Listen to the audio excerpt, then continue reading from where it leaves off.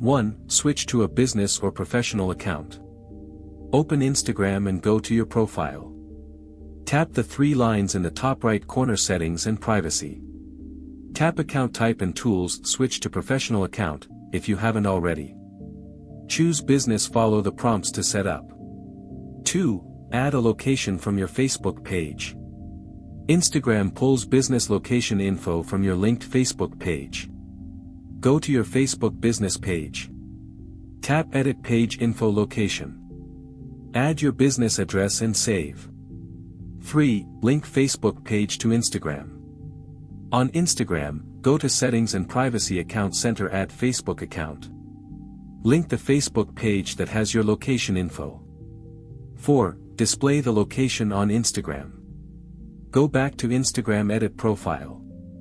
Under Contact Options, tap Business Address. Enter your address. It pulls from your Facebook info if linked.